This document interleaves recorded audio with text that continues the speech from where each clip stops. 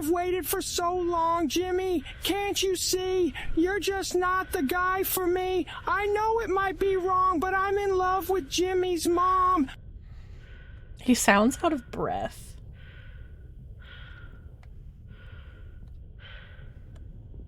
Hi, Foxy. He is wheezing.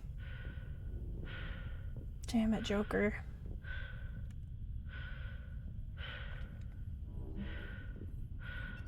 Come on, Joker. We have to get out of here. No, I won't abandon the Normandy. I can still save her. The Normandy's dead, just like us if we don't get the hell out of here. No, we just have to... Oh no. They're coming around for another attack.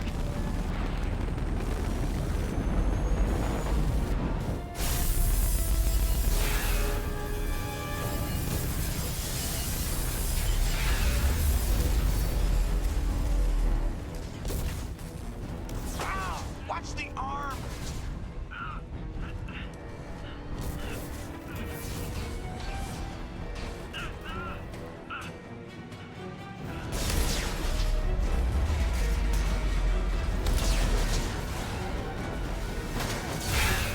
Commander!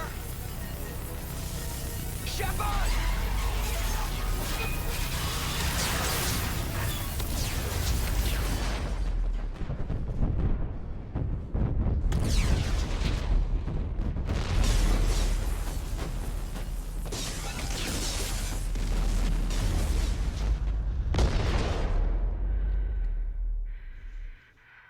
And that's the end of Mass Effect 2. Thank you guys for joining me. Shepard is now dead. That's the end. GG. We're gonna raid out. I'm just kidding.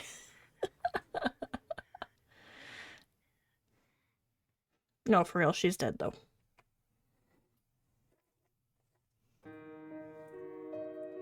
She's gonna crash down to a planet like a fucking asteroid.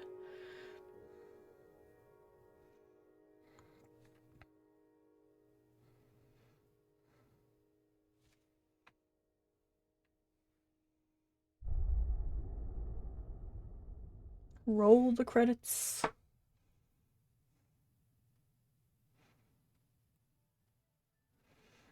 Ooh, do you guys want to see an interactive comic? That's cool. Interactive backstory comic. That's really cool.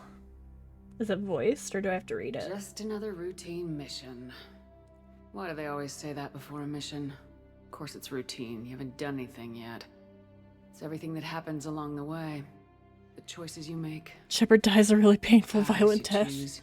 What is this, Marvel Rivals? Into anything but. Of course, that's how it started. A routine mission.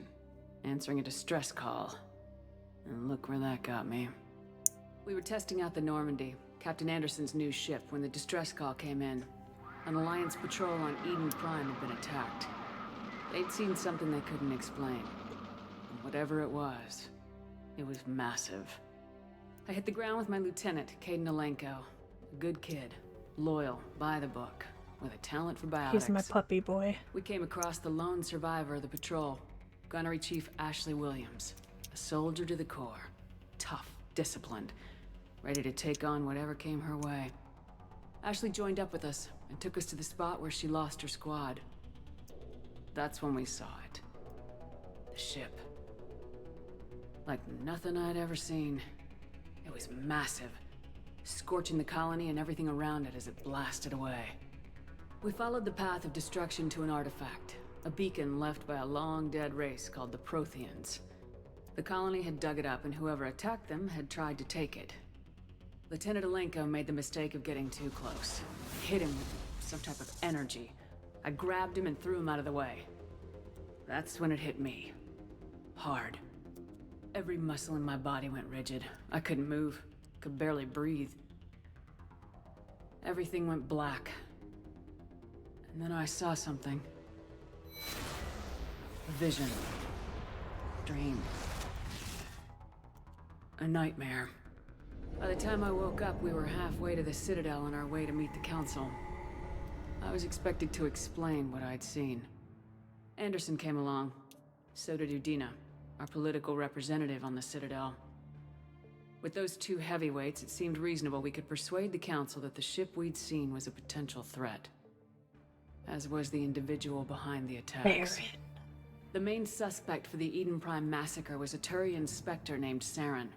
He'd been seen by one of the survivors from the colony at Eden Prime, and there was some evidence to suggest that the ship was connected to Saren. But even Udina's pointed accusations weren't enough to convince the Council. They just couldn't believe one of their chosen elite Spectres could be guilty of something like that. They needed proof, which meant I needed proof. Fortunately, I wasn't alone in my search. Garrus, another Turian, wanted to help. A top agent for Citadel security. Despite orders from his superiors that he shouldn't get involved, he told me he was suspicious of Saren and he had some useful leads. More importantly, he was willing to share them. That led me to Rex, the biggest, nastiest looking Krogan bounty hunter I'd ever seen. He turned out to be more than just a brute. It was his intel that led us to a fugitive with incriminating evidence on Saren. The fugitive turned out to be an energetic little Quarian named Tali. A tech expert with a knack for hacking, she'd procured some information on Saren. Evidence that proved Saren was dirty. Tali's evidence proved that Saren was responsible for the massacre on Eden Prime, and the immense warship we'd spotted was in fact Saren's flagship. But it went much further. Saren was trying to find a way to bring back a race of sentient machines from dark space. Machines allegedly responsible for cleansing the galaxy of all organic life.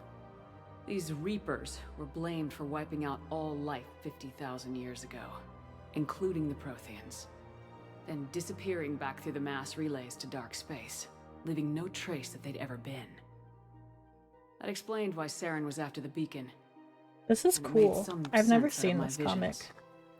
but not much else. We couldn't convince the Council that the Reapers were a threat, but they agreed Saren had to be stopped. They stripped him of his Spectre status and gave me the honor of becoming the first humans. Oops. My first task? Bring down Saren. Anderson decided to stay behind, giving up his ship, the Normandy. He told me I'd need it more than he would. He also pointed me in a direction. Liara. A Prothean expert, adept in biotics, and maybe most importantly, daughter of Benezia, Saren's top lieutenant. And like most Asari, as beautiful as she is intelligent, and born with a unique ability to meld with other species, Liara was able to help me decipher some of the vision the beacon had given me. Nothing concrete, but it gave me some clues. And a new appreciation for the Asari. Her technique for accessing my vision was unexpected, but not at all unpleasant. Kaidan was a little concerned about the connection I shared with Liara. As commander, I knew either relationship had the potential to interfere with the mission. I told Kaidan I wasn't interested in Liara. I had my eyes on someone else.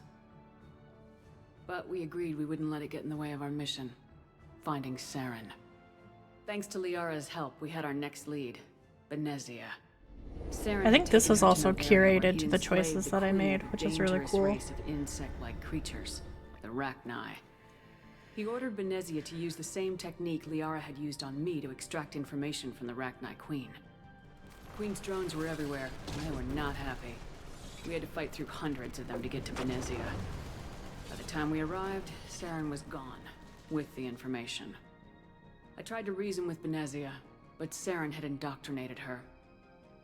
He had somehow acquired the ability to control people's actions and wills. Benezia wouldn't surrender, and Liara was forced to watch her mother die in her arms. And I was left with an angry, dangerous Rachni Queen to deal with. She claimed her drones would do no harm if I released her. But the Rachni had terrorized the galaxy before. I couldn't take the chance. I had a mission to do, and an army of angry Rachni would be one more problem I didn't have time to deal with. With Saren's top lieutenant dead, he was quickly running out of time and places to hide. I tracked him down at his base on Vermeer, but we soon learned it was more than a base of operations. It was a breeding ground. Saren was breeding an army of Krogan. He'd found a cure for the genophage, a disease inflicted on the Krogan to prevent them from breeding and taking over the galaxy. But the Krogan Saren was breeding were slaves, mindless beasts that obeyed Saren's will. I had to destroy the base and all its research. Rex disagreed, violently. Rex wanted the genophage cure for his people. I tried to convince him to help me destroy it, that these Krogan weren't real. But he wouldn't back down. Fortunately, Rex is smarter than he looks. He realized this wasn't the way to help his people, and that Saren was the real threat. When we finally got to the center of the base, I realized just how close Saren was to completing his plan. He was already in communication with the Reapers. Sovereign, Saren's flagship we'd all assumed was just a ship, was a Reaper. It spoke to me, threatened me.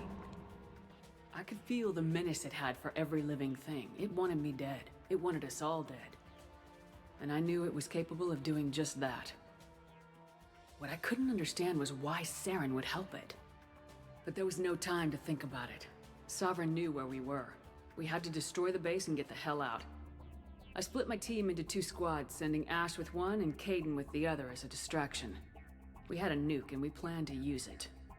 Before we could detonate the bomb, Saren showed up. We fought. I stalled him to make time for my team. And in talking to him, I realized the truth. It wasn't Saren who was indoctrinating everyone. It was Sovereign, the Reaper. And Saren was in deeper than all of them. He tried to convince me he was still in control. Said he'd found a way to reduce the Reaper's influence, but he was kidding himself. Or believing the lies Sovereign was telling him. Before I could convince him to stop, he ran, leaving me just seconds to extract my squad mates. I tried, but I wasn't fast enough. I could only save one of them. Ash was a good friend, and a great soldier. But I had to choose, and I chose Kaidan. That was the last time Saren would slip away from me. I knew then, the next time we met, one of us would die. With my team mostly intact, we chased Saren and his army to Ilos, a long-lost planet that had once belonged to the Protheans. As we prepared for what we knew would be a desperate fight, I spoke to my crew. We were just one ship, against Saren's growing army. I assured them all that despite the odds, we could defeat him. But Kaidan saw through my words. He knew Is I it was gonna hurting show after us Ash's kissing? death. He could sense my doubts. We both knew this mission could be our last. Until that moment, we put our feelings aside for the sake of the mission. But why wait? We gave in to each other. And it was perfect. While it lasted. We arrived on Ilos close behind Saren. Once on the planet, we discovered a Prothean databank that helped me put the final pieces of my vision together. The Reapers had come 50,000 years ago, and every 50,000 years before that, each time purging the galaxy of life. The Protheans had fought and died like every species before them, but a few survived long enough to leave a parting gift. The Protheans had discovered that the Citadel was the key to controlling the mass relays. By sabotaging the Citadel, they found a way to close the relays to dark space, slowing the Reapers' return, giving us the time we needed to find a solution to stop the Reapers once and for all. Saren knew this. He was leading his army to take control of the Citadel and re-establish the relays to dark space, bringing the waiting Reapers here to destroy us all. We followed him to the Citadel. It was intact, but heavily damaged. He'd caught the Council fleets by surprise, and they were only now regrouping. And with Sovereign as his flagship, there was little hope that the fleets could counterattack with enough strength to take back the Citadel. But Saren was done running, and I was done chasing him. As the Alliance and Council fleets battled Saren's army outside the Citadel, I cornered the Turian bastard in the Citadel tower and confronted him. He died believing that the Reapers would save him. As I fought to regain control of the Citadel, the Council's flagship, the Destiny Ascension, fell under attack. Despite Saren's death, Sovereign and Saren's army continued to fight. The Council was aboard the Destiny Ascension and they were requesting assistance. But I knew in order to help them, I would have to put our human Alliance fleet in jeopardy. The Council could be replaced. The fleets were needed here and now if we were going to defeat Sovereign. Even with the Citadel back in my control, Saren defeated and the Normandy leading the combined